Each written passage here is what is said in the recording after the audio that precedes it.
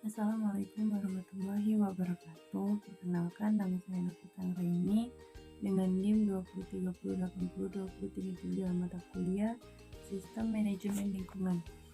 Pada kesempatan kali ini, saya akan menjelaskan mengenai remediasi polutan organik. Untuk remediasi itu merupakan istilah yang digunakan untuk membersihkan lahan atau media yang tercemar. Nah, salah satu contoh dari remediasi yang saya ambil yaitu mengenai tanah yang mengandung polutan polisiklik aromatik hidrokarbon atau PAH yang merupakan jenis polutan organik. Untuk proses remediasi itu terbagi menjadi dua. Yang pertama secara in situ dan yang kedua secara ex situ. Nah, untuk secara in situ itu dilakukan di tempat area atau kawasan yang tercemar. Secara ex situ dilakukan di tempat lain setelah diproses remediasi dapat dikembalikan lagi ke kawasan semula.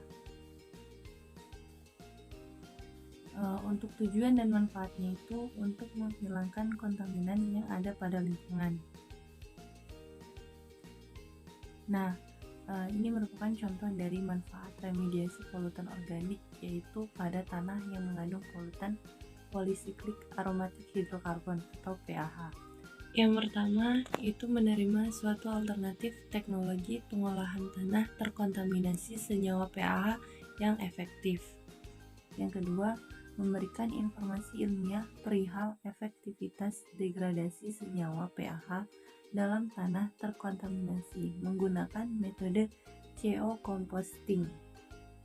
Dan yang ketiga, memberikan informasi dan rekomendasi terhadap pemerintah serta distribusi batubara dalam pengolahan tanah terkontaminasi senyawa PAH untuk mengurangi 3 risiko bahaya terhadap kesehatan manusia ataupun lingkungan. Nah, ini merupakan metode dari remediasi. Nah, untuk prinsipnya yaitu dari remediasi merupakan pemulihan pada suatu media yang terkontaminasi oleh zat-zat pencemar seperti logam berat dan senyawa organik untuk mengembalikan fungsi dari media tersebut sehingga dapat dimanfaatkan kembali dan tidak menimbulkan masalah. Ini merupakan metode remediasi secara fisika. Nah, untuk prosesnya yaitu penghentian kerusakan pada lingkungan menggunakan teknologi fisik dengan tujuan mengisolasi fisik, meningkatkan stabilitas zat yang terkontaminasi, dan mengurangi imobilitas kontaminan.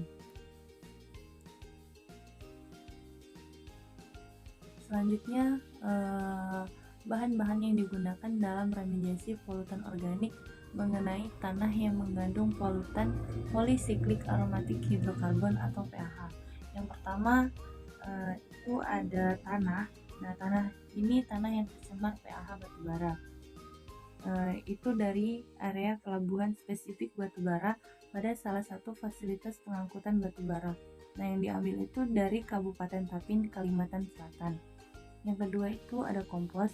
Nah, di sini kompos ini menggunakan variasi umur, di mana jenis komposnya itu berasal dari sampah segar, sampah setengah jadi, serta kompos jadi.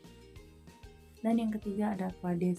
Untuk aquades ini digunakan sebagai pengontrol kelembapan di dalam reaktor. Dan yang terakhir itu ada surfaktan biodegradable.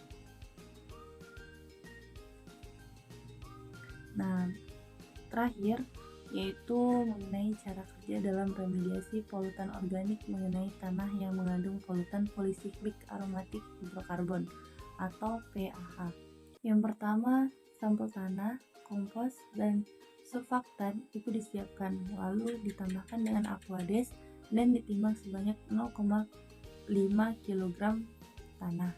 Selanjutnya ditambahkan dengan surfaktan biodegradable dengan variasi 0%, 2%, dan 4%, lalu dihomogenkan. Kemudian tambahkan dengan kompos 0,5. Nah, kompos 0,5 ini menggunakan variasi sampah segar, kompos setengah jadi, kompos jadi, lalu dicampurkan secara rata. Untuk penentuan umur kompos ini mengacu pada laju degradasi PAH pada metode CO composting. Nah, kemudian campuran tersebut yang sudah disiapkan, lalu dilakukan pengkondisian reaktor secara aerobik dengan pemasangan selang aerator dalam reaktor, yaitu reaktor akan disuplai udara sebesar 25 liter per jam kilogram. Kemudian pada setiap harinya itu dilakukan pengukuran suhu reaktor untuk setiap 5 hari sekali pengukuran pH dan kadar air. Selanjutnya tahap akhir untuk hari ke-60 dilakukan pengambilan sampel untuk melakukan analisis kadar pH, bahan C organik, serta N-organic compost. Mungkin hanya itu saja yang dapat saya sampaikan. Mohon maaf atas segala kekurangan. Saya akhiri. Wabillahi taufiq wal hidayah. Wassalamualaikum warahmatullahi wabarakatuh.